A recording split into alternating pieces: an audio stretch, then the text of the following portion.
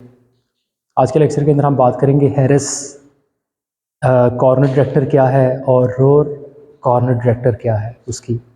और वो जो डिटेक्टर लास्टली हम डिस्कस किया था उसको नाम हमने दे दिया सिंपल कॉर्नर डिटेक्टर। तो आप देखेंगे कि जो आइडियाज़ हमने पहले डिस्कस किए हैं वो मोरलेस सेम ही उसी के अंदर यूज़ हो रहे हैं। बस वहाँ पे दो मसले मसाइल थे। दो मसले मसाइल क्या थे?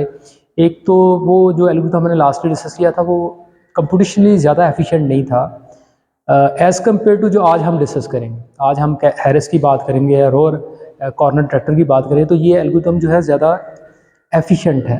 ठीक है, एक बात तो ये। अच्छा, दूसरा एस्पेक्ट और इंतहाई अहम एस्पेक्ट जो हमने एज डिटेक्शन के कॉन्टेक्स्ट में देखा। देखें, जब भी हम कह रहे थे ना कोई ये एज है तो हमने दो एल्गोरिथम तो ऐसे डिस्कस किए थे जो हमें एज फाइंड करके देते थे कि कैसे वाला एज फाइंड करके देते थे जो बहुत ही थिन हो।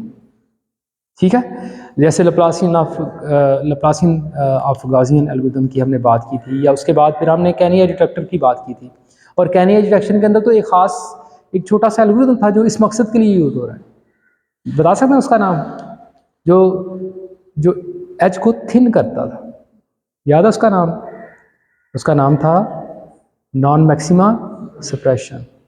तो दोबारा देखेंगे आज नॉन मैक्सिमा सप्रेशन कैसे हम उसको यूज़ करके कि किसी भी जो कॉर्नर है उसे कैसे हम थिन करते हैं कि जस्ट वो एक पिक्सल से बिलोंग करता है, वो जो हमारा कॉर्नर है वो थिन होना चाहिए। ठीक है, तो ये दो बातें जो ये दो एस्पेक्ट हम आज डिस्कस करेंगे और आज के लेक्चर के अंदर कोई ज़्यादा और चीज़ें नहीं है। ठीक है, थोड़ा सा मैं रिकैप करता हूँ चीज़ों को ताकि हम सिंक हो सकें। देखें जी, लास्टली हमने बात की थी कॉर्नर हम हर उस पिक्सल को कहेंगे जिसके नेबरहुड के अंदर ना, मतलब जिसके सराउंडिंग, मतलब ये जैसे आपको नज़र आ रहा है ये रेड डॉट है, ये मैं कहता हूँ मेरी पिक्सल है कोई, और इसके गिर्द मैं एक पैच बनाता हूँ और फिर मैं इस वाले पैच को, ये जो रेड पैच है, इसे इसकी सराउंडिंग अंदर डिफरेंट पैच के साथ जो कंपेयर करूँ, और अगर उनका डिफरेंस जो है बहुत थोड़ा आता है तो इसका मतलब है, या नहीं आता तो इसका मतलब है वो ये कॉर्नर नहीं है। अगर इसका अपनी सराउंडिंग के अंदर जितना भी पैचेस हैं, ठीक है, और नेबरहुड के अंदर उनसे अगर डिफरेंस आता है तो देन ये कॉर्नर है। ठीक है, अदरवाइज कॉर्नर नहीं है। ठीक है, तो जैसे यहाँ पे भी आपको नज़र आ रहा है तो यकीनन ये दोनों जो इमेजेस हैं ये शो कर रहे हैं ये वाली पिक्सल कॉर्नर से बिलोंग करने वाली है। जबकि इन दोनों इमेजेस के अंदर अगर आप देखें तो इसके सराउंडिंग के अंदर तो हर जगह पे जो है जो डिफरेंस पिक्सल वैल्यू होनी चाहिए, यानी कि सम ऑफ स्क्वायर जो डिफरेंस है इस वाले पैच का डिफरेंट होना चाहिए। तो आप देखेंगे कि ये देखें ज़रा, इसके अंदर ये वाला पैच तो और ये वाला पैच, यानी कि इसके ऊपर और इसके नीचे अगर कोई पैच और बनाते हैं वो तो डिफरेंट है, लेकिन इसके जो हॉरिजॉन्टली ये जो पैच है ना, यानी कि वो जो है वो डिफरेंट नहीं है। ठीक है, तो बिकॉज ऑफ दैट ये हमारा कॉर्नर नहीं हो सकता। बिल्कुल इसी तरह से हाँ, ये पैच और ये पैच अगर डिफरेंट है, जो मैं हॉरिजॉन्टली अगर को बनाऊं, लेकिन वर्टिकली पैच जो है वो सिमिलर है, तो हमने कॉर्नर की बात की है तो कि हर सराउंडिंग के अंदर हर पैच डिफरेंट हो, यानी कि करंट जो लोकेशन है उस पर जो पैच बनाएं, सराउंडिंग पे जितने भी पैचेस आप बनाएं वो उनसे डिफरेंट हो। ठीक है, तो इस वाले केस के अंदर बहुत सारे पैचेस डिफरेंट हैं, लेकिन ये वाले दो पैचेस ऐसे हैं जो सिमिलर हैं, तो because of that this pixel is not a corner. ठीक है, तो ये बातें हमने लास्ट वीक कर ली थी और कुछ इस तरह की बातें भी लास्टली हमने देखी थी कि प्रॉपर्टीज़ क्या होनी चाहिए। इसके अंदर आज दो जो प्रॉपर्टी की बात है ना, जैसे ये बात हमने की वेल लोकलाइज्ड, तो आज इंशाल्लाह इसको हाईलाइट कर लेंगे कि कैसे हम जो कॉर्नर है उससे हम थिन कर सकते हैं। और इसी तरह से ये बात भी कि एल्गोरिथम को एफिशिएंट होना चाहिए, इस वाली प्रॉपर्टी को भी आज हम देख लेंगे। ठीक है, तो ये बातें हमने लास्ट वीक की थी और ये हमने लास्टली ये फार्मूलेशन बनाई थी कि कैसे हम डिफरेंस चेक करें पैचेस का, यानी कि हमारी एक कैंडिडेट पिक्सल है जिसको हम कॉर्नर कहना चाह रहे हैं, तो हमने उसके गिर्द एक पैच बनाया और सराउंडिंग में बाकी पैचेस किसी के साथ भी ना, पैच के साथ अगर हम डिफरेंस देखना चाह रहे हैं तो ये वाली फार्मूलेशन हमने डिसाइड की थी जिसका नाम रखा था सम ऑफ स्क्वायर डिफरेंस। ठीक है, और इम्पॉर्टेंट बात क्या थी, उसको हमने वेटेड एवरेज की बात कर दी थी। ठीक है, यानी कि इसका क्या मतलब है, डिफरेंस तो आप फाइंड कर रहे हैं लेकिन कैसे करके, जो करीबी पिक्सल है उन्हें ज़्यादा अहमियत दे रहे हैं, जो दूर है उन्हें उससे कम अहमियत दे रहे हैं। ठीक है, उससे दूर या उनसे कम अहमियत दे रहे हैं। तो ये बात हमने लास्टली, और इसी फॉर्मेशन को फिर हमने यूज़ किया था कि फॉर एग्जांपल ये मेरा एक इमेज है बड़ा सा जो आपको नज़र आ रहा है, इसका नाम आई इमेज है। तो इस पे मैं 2 पैच सेलेक्ट करता हूँ। फॉर एग्जांपल मेरा ये एक पैच है जिसके अंदर ये मेरा एक पैच है जिसके अंदर यहाँ वाली इंटेंसिटी जो है वो आई है। फॉर एग्जांपल इसके अंदर जो इंटेंसिटी है उसका नाम है, यहाँ की इंटेंसिटी का नाम है आई सेंट्रल पिक्सल, जिसको हम कॉर्नर देखना चाह रहे हैं, ये कॉर्नर है कि नहीं। तो आपने कहा आई एक्स गामा वाई, तो इस लोकेशन पे पड़ी हुई इंटेंसिटी वैल्यू को आपने कंपेयर करना है इस वाली के साथ। तो दूसरा पैच आपने लिया, देखें जरा, उसी का नाम भी आई के साथ रखा, सेम इमेज है ना, तो आई इमेज है फॉर एग्जांपल। देखिए लास्ट दोबारा से इस बात को फिर ये देखें, आई एक्स और वाई मैंने कहा, हमने कहा ये हमारा एक फंक्शन, इमेज हमारा एक फंक्शन है, उसे एक फंक्शन की तरह से हम डील कर सकते हैं। कैसे करके डील कर सकते हैं कि जैसे एक फंक्शन को हम इनपुट देते हैं कोई, तो वो हमें कोई आउटपुट रिस्पॉन्ड करता है, बिल्कुल इसी तरह से ये हमारा इमेज एक फंक्शन है जिससे मैं 2 वैल्यू देता हूँ। ये 2 वैल्यू क्या हैं, एक एक्स की इंफॉर्मेशन है और एक वाई की इंफॉर्मेशन है, ठीक है। यानी कि एक मैं रो की बात कर रहा हूँ, दूसरा मैं कॉलम की बात उससे बता रहा हूँ। ये इस रो पे और इस कॉलम पे मुझे क्या बताओ, जब मैं ये 2 वैल्यू देता हूँ मुझे क्या बताता है, इस पे इस लोकेशन पड़ी इंटेंसिटी वैल्यू बता देता है, ठीक है। तो अगेन इसी इमेज की बात है, तो इसका मतलब क्या है कि मैं आई लिखूंगा प्लस इससे मैं कहता हूँ यू लोकेशन हॉरिजॉन्टली वर्टिकली और कामा रो वाइज और कॉलम वाइज जो है वी डायरेक्शन पे मुझे इंटेंसिटी वैल्यू बताओ, ठीक है। तो अब हमने बेसिकली ये 2 पिक्सल सेलेक्ट की हैं और इन पे पैचेस बनाए हैं, ठीक है, जिसमें यहाँ पे सेंट्रल पिक्सल इस लोकेशन पे है, यहाँ पे सेंट्रल पोजीशन इस लोकेशन पे है। तो अब हम इनका एलिमेंट वाइज इन दोनों जो हमारे पैचेस हैं इनका एलिमेंट डिफरेंस देखना चाहेंगे। मतलब क्या, इसकी इस वाली लोकेशन का जो क्या है कि इसमें से -1 ऐसे ही है ना, मैं अगर बात करूँगा ये यू लोकेशन ऐसे है ना, तो इसकी -1 लोकेशन, और इसी तरह से ये वैल्यू अगेन इसके अंदर से -1, तो ये वैल्यू इस लोकेशंस को मैं इस वाली लोकेशन से कंपेयर करना चाहूँगा, ठीक है। ऐसे ही करें ना, वो जो फॉर्मुलेशन आपको दिखाई है उसके अंदर ऐसे ही हो रहा है ना कि एलिमेंट वाइज सब्ट्रैक्शन, कि यहाँ इस वाली लोकेशन है यकीनन जो सब्ट्रैक्ट होना है किसके साथ होना है, x -1 कामा y -1 के साथ, ठीक है। इन दोनों की यानी कि इसकी ये वाली लोकेशन को रिप्रेजेंट किया हमने इसके साथ, इसकी इस वाली लोकेशन को हमने रिप्रेजेंट किया इसके साथ, इनकी आपस में सब्ट्रैक्शन, और बाकी भी के साथ भी ऐसे ही, ठीक है, बाकी लोकेशन के साथ भी ऐसे। तो अगर हम ये वाली फॉर्मुलेशन यूज़ करते हैं, ये सिंटैक्स और ये फॉर्मुलेशन यूज़ करते हैं, तो हम इनका सम ऑफ स्क्वायर डिफरेंस जो है वो फाइंड कर सकते हैं, ठीक है। जैसे आपको हमने यहाँ पे ये शो किया, ठीक है, ये समझ आ रही बात। तो ये 1 पिक्सल की बात हो रही थी, हम तो जो है 3x3 का रीजन है, तो इस वजह से हमने क्या कर लिया, हर रो को और हर कॉलम की बात कर ली, यानी एक्स यहाँ पे रो को डील कर रहा है और कॉलम यहाँ पे नेस्टेड लूप की बात कर रही है, basically just like nested loop है, ठीक है। इस वजह से डबल समेशन आ रही है, और फिटेड वैसे ही सिंटैक्स, और बाकी हमने सेंट्रल पिक्सल के कॉन्टेक्स्ट में ये सिंटैक्स लिखा और उसका स्क्वायर ले लिया, और जैसे ये लूप से चलेंगे, इस लूप को हम यूज़ करेंगे तो एलिमेंट वाइज सब्ट्रैक्शन होगी, उसका समेशन हो जाएगा, ठीक है। ये बात समझ आ रही है ना, इसमें तो कोई मसला नहीं। अच्छा, उसके बाद इंपॉर्टेंट बात और ये थी कि इस वाली फॉर्मेशन को हमने सिंप्लीफाई करना है, तो सिंप्लीफिकेशन के लिए हमने टेलर सीरीज अप्रॉक्सीमेशन को यूज़ किया था कि आप किसी भी कम्प्लेक्स फंक्शन को जिसको 4 आर्गूमेंट है, इस वाले केस के अंदर जा रहे हैं, तो अगर आप चाहते हैं इससे मैं जस्ट 2 इनपुट दूं तो ये फंक्शन मुझे को रिस्पॉन्ड करे, तो हम चाह रहे हैं इस वाले फंक्शन को जिसको हम 4 पैरामीटर पास कर रहे हैं, इससे जस्ट मैं 2 पैरामीटर दूँ तो ये मुझे इंटेंसिटी वैल्यू फाइंड करके दे दे। तो जस्ट हमने इसको सिंप्लीफाई किया बाय यूजिंग टेलर अप्रॉक्सीमेशन, तो ये फॉर्मेशन आ गई। लास्ट इसको डिस्कस भी हमने डिटेल से किया था, ठीक है। जस्ट पुट करते हैं, तो ये जैसे इस फार्मूले के अंदर वाली पुट की, तो after putting the Taylor approximation formulation हमारे पास ये रिजल्ट आ गया। फिर ये स्क्वायर है, तो हमने इसके अंदर डॉट प्रोडक्ट है बिटवीन 2 वेक्टर, जिसको हमने लास्टली डी के साथ रिप्रेजेंट कर लिया था। ये मेरा डेल्टा ग्रेडियंट वेक्टर है बेसिकली, ठीक है, जिसको हमने डेल्टा आई के साथ रिप्रेजेंट कर दिया था, ठीक है। और फिर हमने कहा ये स्क्वायर है, तो स्क्वायर को ओपन कर लें आप, तो ये वाली फार्मूलेशन बन जाएगी। उसके बाद इसको हमने ये जो ग्रीन आपको ब्लू कलर के अंदर नज़र आ रही है जितनी भी फार्मूलेशन, इसको हमने नाम दे दिया था, ये एम मैट्रिक्स है हमारी और ये यू है और ये हमारा डी वेक्टर है, उसका ट्रांसपोज, ये हमारा डी वेक्टर है सच ऐसे ही, और ये एम मैट्रिक्स है। तो एम मैट्रिक्स को हमने कह दिया ये हमारी बेसिकली ये सिंगुलर वैल्यू डिकम्पोजिशन है, ये एम मैट्रिक्स है। एम मैट्रिक्स को हमने कह दिया, अगर ये देखें ज़रा, जस्ट लाइक ये मेरी एम मैट्रिक्स है, तो अगर मैं इस पे ये जो गॉसियन कॉन्वोल्यूशन है ये अप्लाई कर देता हूँ तो बनने वाली मैट्रिक्स मेरी ये होगी, ठीक है। तो इस मैट्रिक्स को हमने नाम दिया, ये क्या है, स्ट्रक्चर टेंसर। ये बात समझ आ रही है?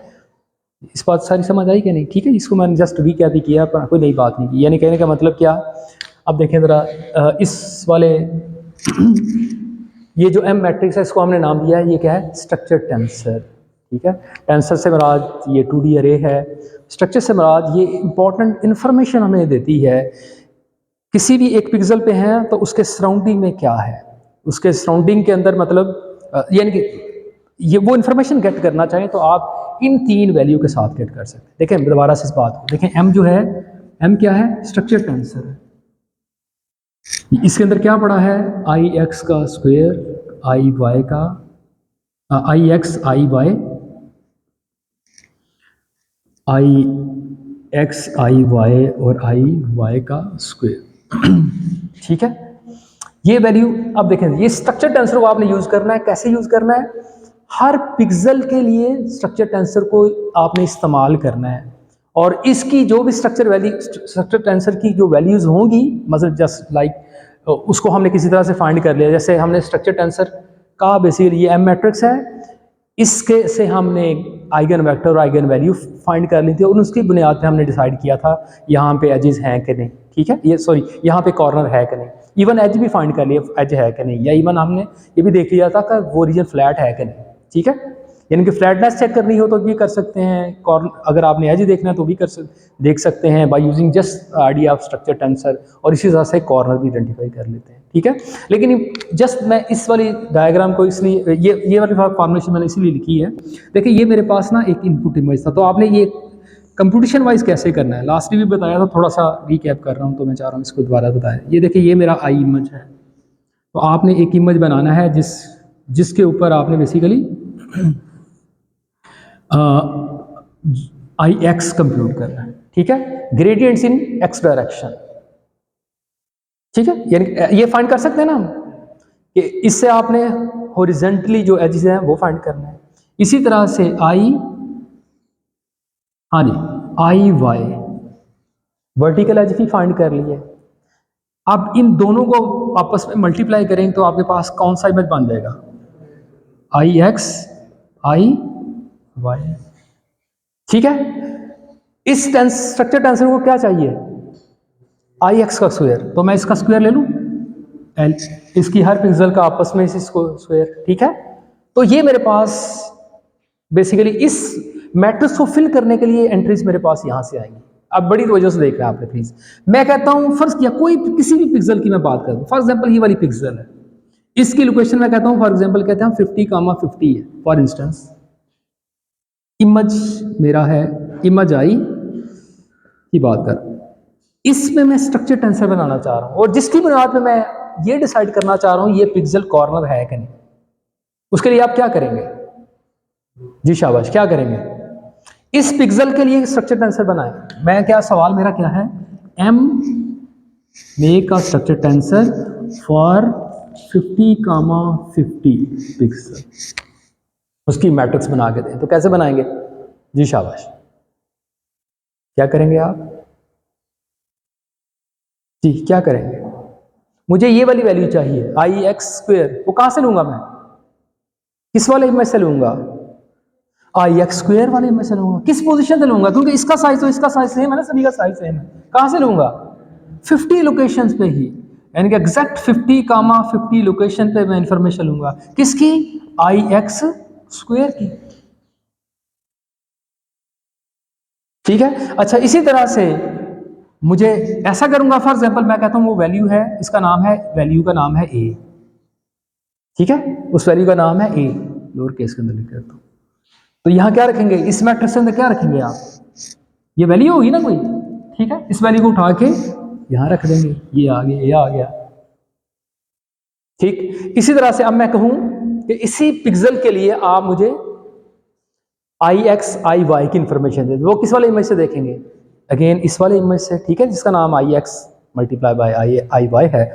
तो इसकी भी कौन सी लोकेशन देखेंगे आप, I of X multiply by I of Y, इसी कौन सी पोजीशन 50, यहाँ पड़ी ही वैल्यू देखें। फॉर एग्जांपल मैं कहता हूँ वो वैल्यू है, उसका नाम है, वो इंटेंसिटी वैल्यू को हम बी के साथ रिप्रेजेंट करते हैं, ठीक है, तो वो यहाँ पे आप लिख देंगे, ये बी आ गई। और इसी तरह से हाँ जी, यहाँ पे क्या है, आई एक्स आई वाई, दोबारा से यहाँ पे क्या रखेंगे आप, बी, और इस जगह पे क्या रखेंगे जी, किस वाले में से, आई वाई स्क्वेयर की इसी लोकेशन से, ठीक है। फॉर एग्जांपल मैं इससे कहता हूँ आई एक्स स्क्वेयर की कौन सी पोजीशन 50, तो यहाँ पे मुझे क्या मिल जाएगा, सी मिल जाएगा।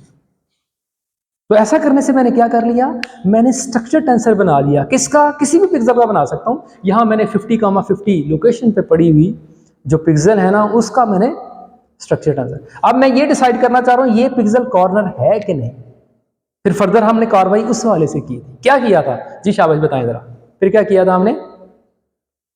हमने कहा अब ये मैट्रिक्स अब बन गई है, अब आप इस मैट्रिक्स की आइगन वैल्यू और आइगन वेक्टर आइडेंटिफाई करें, जो आपको ये बताएंगे कि ये वाली पिक्सल जो है ये एक कॉर्नर पिक्सल है कि नहीं, ठीक है। तो उसके लिए क्या किया था हमने लास्टली कहा था, फॉर एग्जांपल EIG उस वाले फंक्शन को यूज कर लें, SVD को यूज कर लें, SVD को यूज करें, उसको M मैट्रिक्स दें, तो ये आपको आइगन वेक्टर और आइगन वैल्यूज जो है वो फाइंड करके दें, ठीक है।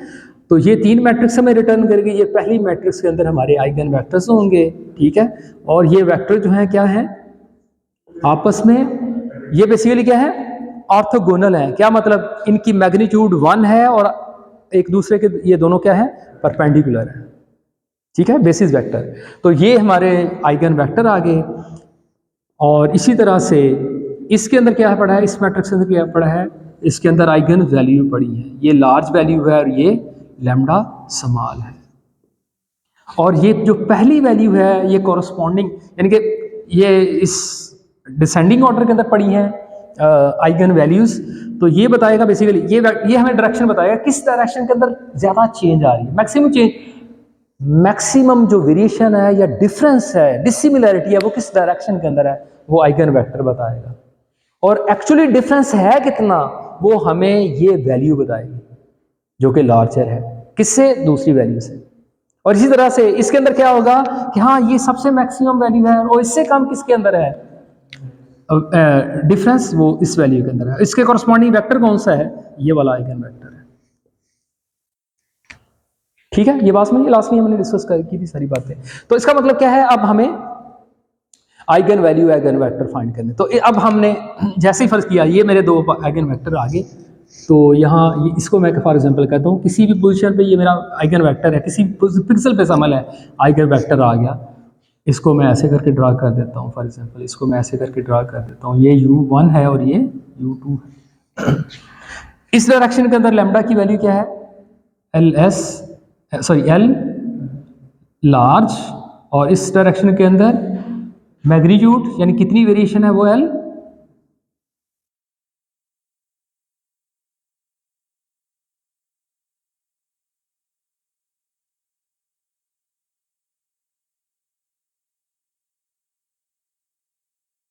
लार्ज और L स्मॉल, ठीक है। और उसके बाद फिर हमने कुछ कंडीशंस की बात कर ली थी कि अगर कंडीशन 3 हमने डिस्कस की थी, वो क्या थी, मैं उसको ज़रा हाईलाइट करता हूँ। अच्छा, एक को 2 और बातें लास्टली हमने बात की, एक ना जस्ट एक प्रूफ ही कर लिया था कि ये जो सम ऑफ स्क्वायर डिफरेंस हम फाइंड कर रहे हैं, ये सम ऑफ स्क्वायर डिफरेंस जो हम फाइंड कर रहे हैं, sum of square difference between 2 patches, इसकी फॉर्मेशन देखिए ये आई थी D transpose into M D, ठीक है। तो हमने कहा कि क्या इसे हम आइगन फॉर्म के अंदर लिख सकते हैं, सम ऑफ स्क्वायर डिफरेंस को किस तरह से आइगन वैल्यू के साथ रिप्रेजेंट कर सकते हैं। तो इस जगह पे हमने इस वाली फॉर्मेशन किसी भी कोई भी वेक्टर है, अगर हम वो क्लेम करता है मैं आइगन वेक्टर हूँ किसी मैट्रिक्स का, तो अगर आप उस मैट्रिक्स को, अगर वो वेक्टर ये वाली कंडीशन सेटिस्फाई करता है, वो कंडीशन क्या है कि इस वेक्टर को इस मैट्रिक्स से मल्टीप्लाई करें और आंसर ये वाला आ जाए, ठीक है, कि मैं इस वेक्टर का किसी स्केलर वैल्यू के साथ मल्टीप्लाई करूं तो आंसर सेम आए, तो इसका मतलब क्या है कि ये वाला वेक्टर इस मैट्रिक्स का आइगन वेक्टर है और ये वैल्यू आइगन वैल्यू है इस वेक्टर के कॉरस्पॉन्डिंग, ठीक है। बस तो इस वाली कंडीशन को यूज करके बेसिकली हमने इसको इसकी जगह पे ये रख दिया था लैम्डा डी, और हमने कहा ये तो स्केलर वैल्यू है, इसे बाहर लिखते हैं, तो डी डॉट डी। अब ये क्या है, उसी वेक्टर का उसी के साथ मल्टीप्लाई करेंगे तो हर वैल्यू स्क्वायर हो जाएगी, ठीक है। तो जस्ट लाइक ये क्या हो जाएगा, इसको मैं ऐसे करके लिख दूँ लैम्डा इंटू डी का स्क्वायर। तो मैग्नीट्यूड क्या होती है आइगन वेक्टर की, वो वैल्यू 1 होती है, तो इसे हम खत्म कर देते हैं, ठीक है। तो एस एस डी क्या आ गई बेसिकली, यानी कि एस एस डी इक्वल है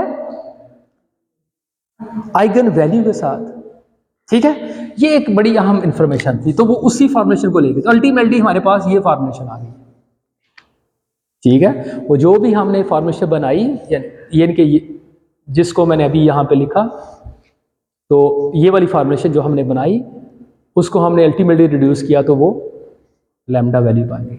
अब देखें जरा, अगर मैं कहता हूँ ये वाला वेक्टर, जरा बड़ी तवज्जो से देखिएगा, अगर ये वाला वेक्टर जो है ये मेरा लार्ज डायरेक्शन फाइंड करने वाला वेक्टर है, इसके अंदर मैं, चले इसे मैंने डी कह दिया, इसे मैं फर्ज किया, इसे कह देता हूँ अगर ये u1 होता, अगर ये u1 होता तो ये वैल्यू क्या आ रही थी यहाँ पे, लार्ज, ऐसे ही है ना, u1 के कॉरस्पॉन्डिंग कौन सी वैल्यू है, यानी कि मेरी बात समझ आ रही कि नहीं, ये u1 वेक्टर है, ठीक है, u1 वेक्टर, तो इसके कॉरस्पॉन्डिंग कोई स्केलर वैल्यू है तो उसे मैं क्या कह देता हूँ, उसे मैं कहता हूँ लार्ज, ठीक है। और इसका मतलब क्या है, लैम्डा यहाँ पे क्या आ जाएगा, लार्ज आ जाएगा, ठीक है। u1 transpose multiply by u1, तो ये वैल्यू क्या हो जाएगी, ये 1 आ जाएगी ना, तो ये लार्ज। और अगर ये u1 नहीं है, ये u2 है, तो फिर क्या होगा, या लैम्डा की वैल्यू क्या आ जाएगी, स्मॉल। ये बात समझ आ गई, ठीक है। अच्छा जी, अब जरा देखिएगा, अब हम इसी को यूज करने लगे हैं। तो लास्टली हमने बात कर ली थी, just to recap the things, ये वाली स्लाइड के अंदर हमने कुछ चीज़ें कंक्लूड की थी। वो क्या,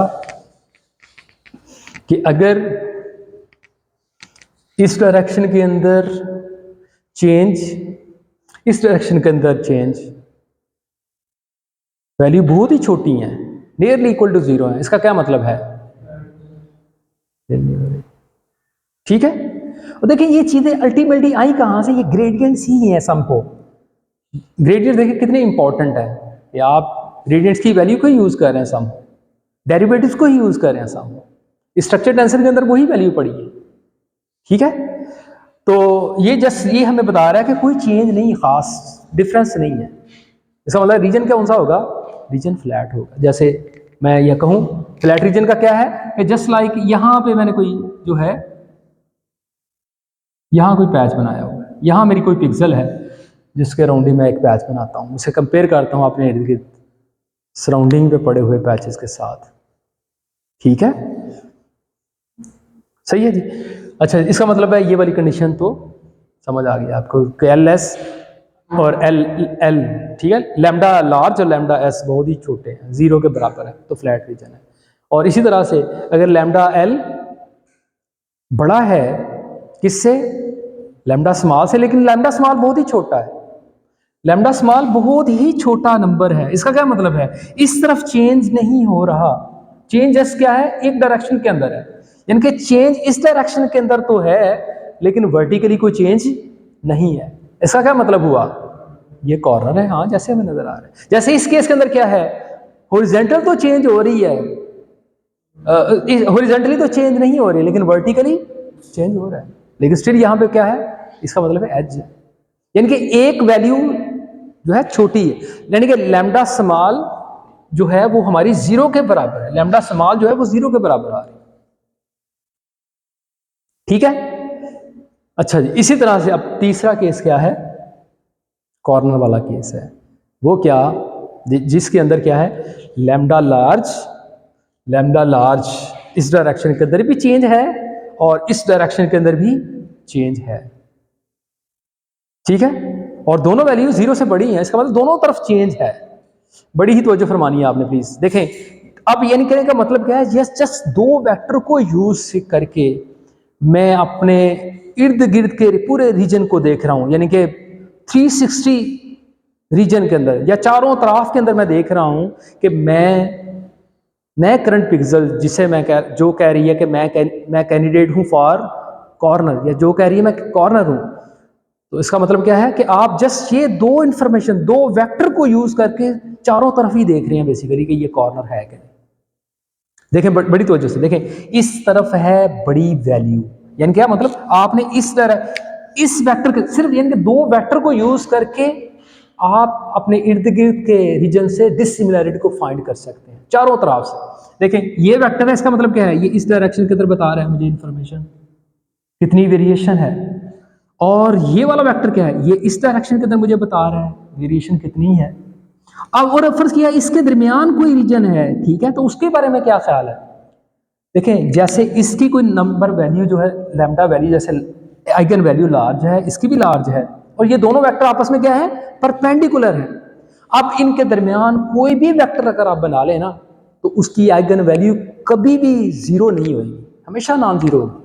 कोई भी वेक्टर बनाए उसको प्रोजेक्ट करें इसके अंदर, ठीक है, इसका मतलब क्या है, उसका भी डिफरेंस होगा। यानी कि देखिए ना, दो एक्सट्रीम तो शो कर लिया आपने, ये लार्ज है और ये उससे कम है, और दो ये वाला रीजन कवर कर लिया आपने सारे का सारा। ठीक है, तो इस वजह से हम कह रहे हैं कि चारों तरफ से ही हमें बता रही है कि मैक्सिमम डिफरेंस है। ठीक है, by using just two vector हम पूरे रीजन के अंदर देख लेते हैं कि ये डिसिमिलैरिटी, तो यही हैरिस डिटेक्टर में इसी वाले आइडिया को यूज़ किया। ठीक है, तो ये बात यहाँ पे की। अच्छा चलें जी, अब ये बातें, और आखिर पे हमने ये कहा कि लैम्डा स्मॉल को दो वैल्यू है ना, हमें यूज कॉर्नर के बारे में बता रही है, इस वाली छोटी वैल्यू को यूज कर लें। लैम्डा वैल्यू क्या है बेसिकली, लैम्डा वैल्यू क्या है बेसिकली, दो लैम्डा वैल्यू है ना, यानी कि दो हमारे पास क्या है, सम of square difference.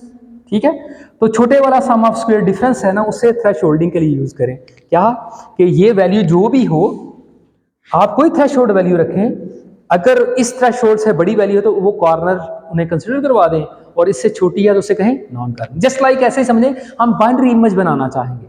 Binary image क्या मतलब, बाइनरी इमेज बनाने के बाद क्या हो, जो कॉर्नर है वो व्हाइट नजर आए और जो कॉर्नर नहीं है वो ब्लैक रीजन नजर आए, जैसे एजिस के केस के अंदर आप करते थे। तो जस्ट लाइक जैसे पहले आप एजिस के केस के अंदर आप थ्रेशोल्डिंग अप्लाई करते, बिल्कुल उसी तरह की ये थ्रेशोल्डिंग है। ठीक है, ये बात समझ आ रही है ना। ठीक है, अच्छा जी, अब जरा दो बातें कि ये इस वाले एल्गोरिथम को हमने कह दिया था ये हमारा बेसिकली सिंपल कॉर्नर डिटेक्टर है। तो अब दो बातें क्या, कि ये ज़्यादा एफिशिएंट नहीं है एक चीज़, और दूसरा इसके अंदर ना कॉर्नर की थिकनेस के हवाले से ना, थिन करने के हवाले से कोई बात नहीं की गई। ठीक है, तो अब हम चाहेंगे कि कोई भी कॉर्नर है उसे हम कैसे थिन भी करें। देखें जनरली क्या है कि किसी पिक्सल को आपने कॉर्नर सेट कर लिया ना, तो ये जो आप स्ट्रक्चर टेंसर फाइंड कर रहे हैं ना, कि एक पिक्सल का अगली पिक्सल का भी जस्ट अगर स्ट्रक्चर टेंसर देखें ना, तो आप देख रहे हैं चीजें ओवरलैप होना शुरू हो जाती हैं। यानी कि ये यहाँ पैच बनाया और अगले रीजन पे, यानी कि यहाँ पे एक पैच बना कंसिडर किया आपने, और उसको देखा कि अपने सराउंडिंग के पैचेस के साथ वो डिफरेंस है कि नहीं उसका, अगर वो डिफरेंस है तो देन ये दिस इज अ कॉर्नर। इसी तरह से अब आपने अगली नेक्स्ट पिक्सल को पकड़ लिया, फिर आपने सेलेक्ट किया कि ये कॉर्नर है कि नहीं, उसका क्या मतलब है, अगेन उसके नेबरहुड के अंदर देखा, तो यहाँ पे ये दोनों पिक्सल ओवरलैप हो रही हैं, तो आप देखेंगे स्ट्रक्चर टेंसर तकरीबन ये वैल्यू जो है सेम आना शुरू हो जाएंगी, तकरीबन सेम। तो इसका मतलब है मल्टीपल जो नेबरहुड के अंदर जो पिक्सल है ना, वो अपने आप को एज अ कॉर्नर जो है वो सेलेक्ट करवाएंगी, अपने आप को कहेंगी जी मैं कॉर्नर हूँ। और bye using just structure tensor idea और बाय यूजिंग दिस जो हमने आइगन वेक्टर की बात की है, तो मल्टीपल ऐसे चांसेस होने के बहुत ज़्यादा चांसेस है कि क्लस्टर के अंदर आपको ना जो है कॉर्नर नज़र आए कि यहाँ एक क्लस्टर सा बन जाएगा कॉर्नर का। तो ये कोई अच्छी बात नहीं, मुनासिब बात क्या है कि हमें कॉर्नर यानी गुड कॉर्नर कौन सा है, जो लोकलाइज्ड हो, जो जितना थिन हो उतना ही अच्छा है। और तो वो हम करना चाहें तो वो कैसे कर पाएंगे, तो अब उसकी बात करें। तो ये दो पॉइंट जो हैं जिनको मैंने हाईलाइट किया उससे वाले सब बात, बाकी सारी चीज़ें मोरलेस जो हमने पढ़ी हैं ऐसी। पहला जी आइडिया देखें जी, कैसे हम कंप्यूटेशनली लेस एक्सपेंसिव बनाते हैं हम अपने corner directive function. Python linear algebra का ना एक कि दो अजम्पशन, लीनियर अलजेब्रा के अंदर दो प्रूफ हैं बेसिकली, इनको ऐसा जैसे लिख दी है। दो प्रूफ क्या है, डिटर्मिनेंट क्या होती है, किसी भी मैट्रिक्स में डिटर्मिनेंट फाइंड करना चाहो तो क्या करते हैं आप, पर क्या 2x2 की मैट्रिक्स है मेरी, जैसे ये 2x2 की मैट्रिक्स है तो कैसे फाइंड करेंगे, इस वैल्यू अगर 2x2 की मैट्रिक्स है इस वैल्यू को इसके साथ मल्टीप्लाई करें माइनस इसके साथ, तो दिस इज कॉल्ड डिटर्मिनेंट। उन्होंने प्रूफ किया इस बात को कि ये जो डिटर्मिनेंट होती है ना वो पता किसके बराबर होती है, आइगन वैल्यू को ना लार्ज इसी मैट्रिक्स की लार्ज आइगन वैल्यू को इसकी स्मॉल आइगन वैल्यू से मल्टीप्लाई करें ना तो उसका रिजल्ट यही आएगा जो डिटर्मिनेंट का है। ठीक है, this is proved in linear algebra, मैं यहां प्रूव नहीं कर रहा।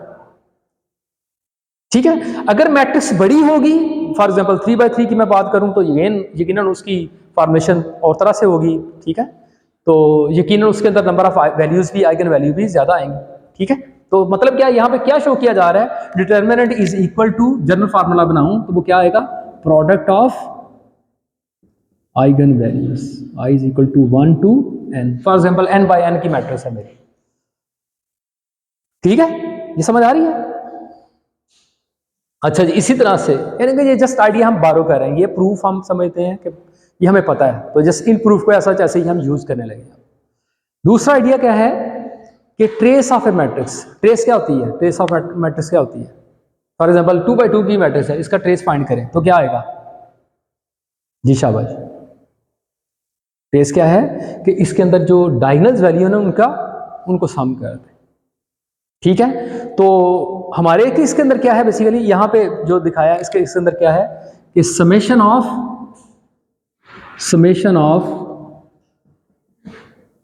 डायगोनल्स वैल्यू अगर कर दें आप किसी मैट्रिक्स के,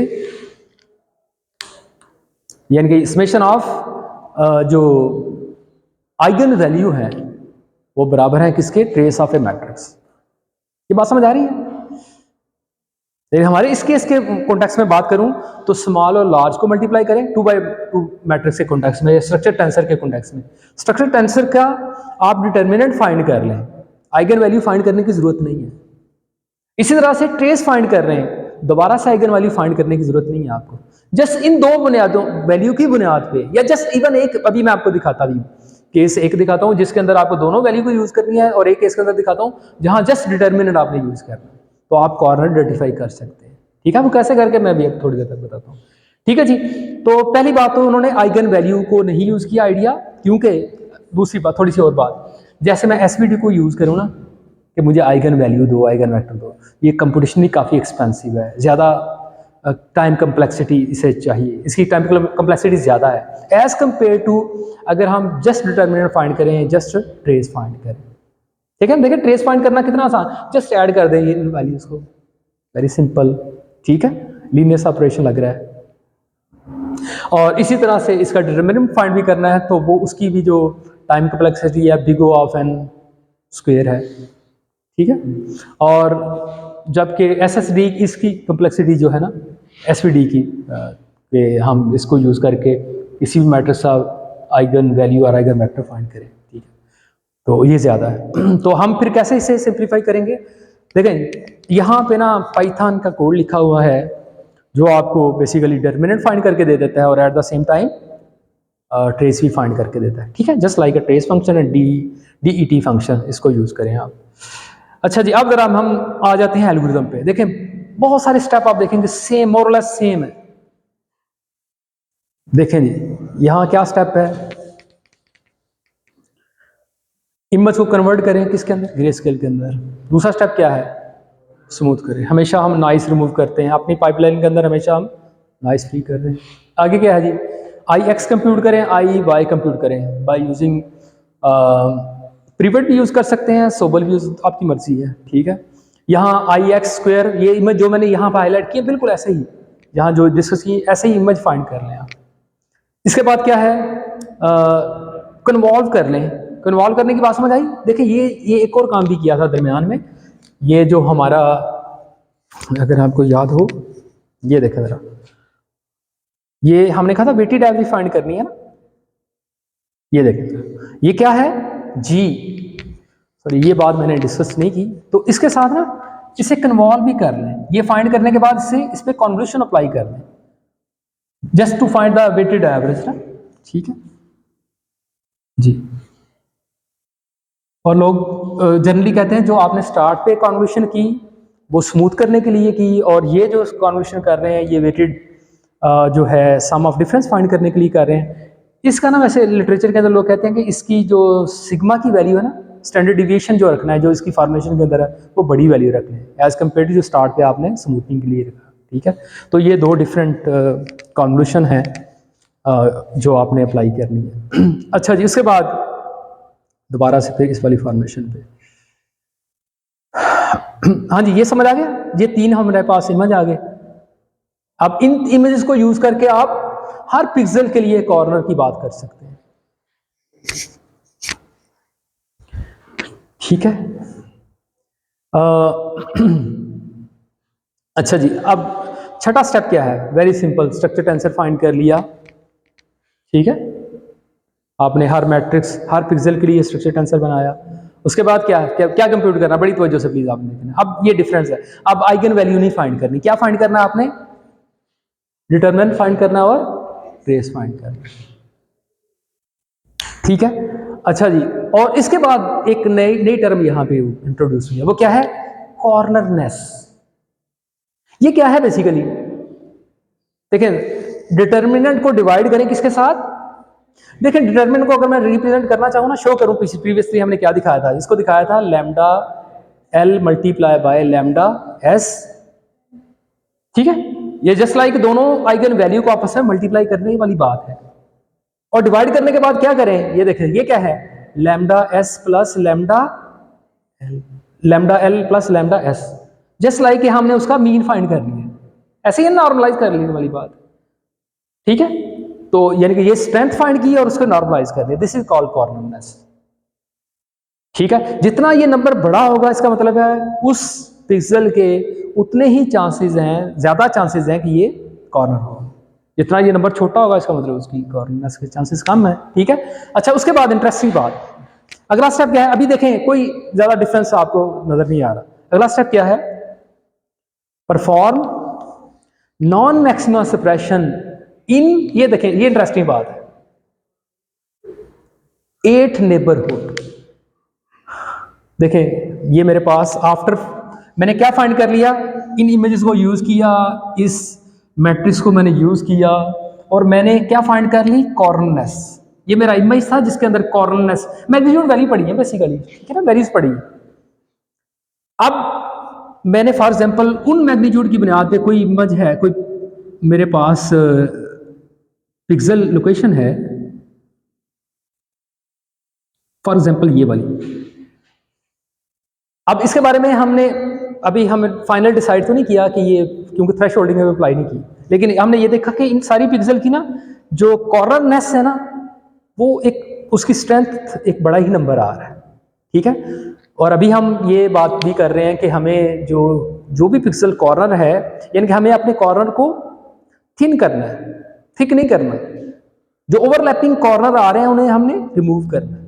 तो आप देखें जैसे एज के केस के अंदर आपने क्या किया था, कोई एज है, मतलब ये मेरा एज है और ये बड़ा थिक सा एज है, उसके लिए क्या किया था आपने, जी आप कैरियर ट्रैक्टर के अंदर क्या किया था आपने पहले, जी शाबाश जी, क्या किया था, नॉन मैक्सिमम सप्रेशन अप्लाई किया था। लेकिन उसके लिए आपने एक और काम किया था, आपने डायरेक्शन भी देखी, फाइंड की हुई ओरिएंटेशन, कि जिस डायरेक्शन के अंदर, मतलब देखें चेंज किस तरफ है, बस उसी डायरेक्शन के अंदर आपने एज, मतलब ये मेरा एज है तो इसका यकीनन जो ओरिएंटेशन है इस तरह का आएगी ना मेरे पास। तो आपने जस्ट इस डायरेक्शन के अंदर, इस पिक्सल पे है तो इसके नेबरहुड के अंदर 2 पिक्सल को जस्ट चेक करें, उनकी मैग्नीट्यूड इससे बड़ी है कि नहीं।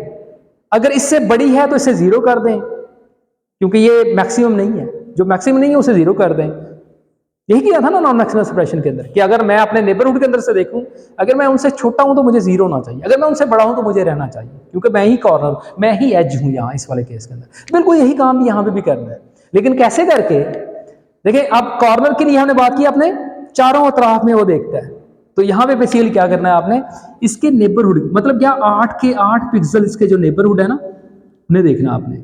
इसे आप इस डायरेक्शन के अंदर भी, इस डायरेक्शन के अंदर भी, इस डायरेक्शन के अंदर भी, इस डायरेक्शन के अंदर, इस डायरेक्शन के अंदर भी और इस डायरेक्शन के अंदर भी। ये रीजन बड़ा भी किया है, लेकिन जनरली लोग जो है 3x3 का रीजन ही देखते हैं, ठीक है, यानी कि 8 पिक्सल को ही देखते हैं। तो आपने ये देखना है वही फॉर्मुलेशन, कि क्या मैं इन 8 से बड़ा हूं? अगर मैं बड़ा हूं तो मैं कॉर्नर हूं, अगर मैं इन 8 में से किसी एक से भी छोटा हूं या इवन बराबर भी हूं, तो मैं अपने आप को क्या कर दूंगा, 0 कर दूंगा। ठीक है, वही फॉर्मुलेशन सारी, कोई नई बात नहीं। और देखें, ये आइडिया अभी इंशाल्लाह आगे आके देखेंगे कि देखें नॉन मैक्सिमम सप्रेशन वाला आइडिया अभी हमने एजिस पे यूज़ किया, अब हम कॉर्नर पे यूज़ कर रहे हैं। इंशाल्लाह ऑब्जेक्ट डिटेक्शन की जब हम बात करेंगे कुछ लेक्चर बाद आप देखेंगे वहाँ पे भी ये यूज़ हो रहा होगा। ठीक है, कैसे करके होगा इंशाल्लाह बताएंगे आप।